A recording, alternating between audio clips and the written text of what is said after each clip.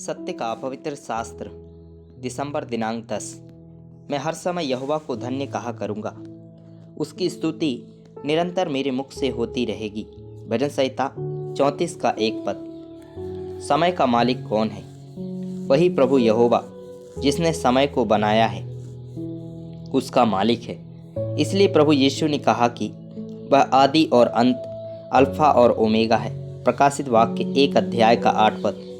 प्रभु परमेश्वर वह जो है और जो था और जो आने वाला है, जो सर्वशक्तिमान है, यह कहता है कि मैं ही अल्फा और ओमेगा हूँ। प्रकाशित वाक्य 22 अध्याय का 13 पद। मैं अल्फा और ओमेगा, पहला और पिछला, आदि और अंत हूँ। इसका अर्थ होता है कि जिसने समय को बनाया वह समय की सीमा से बाहर है, पर हम पापी मनुष्यों को बचाने के लिए वही परमेश्वर यहोवा प्रभु यीशु मसीह बनकर इस संसार में जन्म लिया और क्रूस पर हमारे पापों की प्रायश्चित का बलिदान हुआ।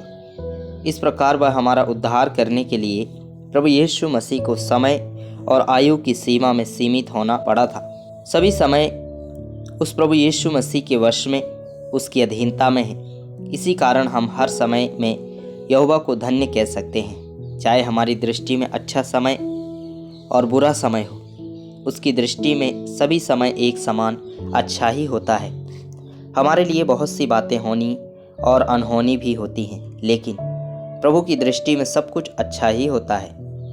और हमारे लिए प्रभु यीशु मसीह ने सारी बातों को पहले से ही हमारी अनंत भलाई और लाभ के लिए ठहराया है। पौलुस प्रेरित इसी बात को रोमियो के विश्वासियों को स्मरण दिलाता है।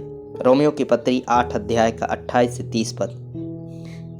और हम जानते हैं कि जो लोग परमेश्वर से प्रेम रखते हैं, उनके लिए सब बातें मिलकर भलाई ही को उत्पन्न करती है, अर्थात उन्हीं के लिए जो उसकी इच्छा के अनुसार बुलाए हुए हैं।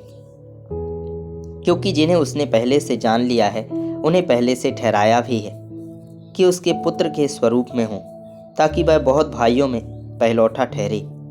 फिर जिन्हें उसने पहले से ठहराया, उन्हें बुलाया भी, और जिन्हें बुलाया उन्हें धर्मी भी ठहराया है, और जिन्हें धर्मी ठहराया उन्हें महिमा भी दी है।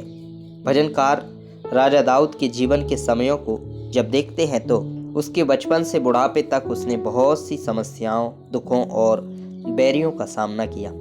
फिर भी वह बड़े आनंद से भरपूर होकर सभी समय में प्रभु यीशु मसीह की आराधना करता है।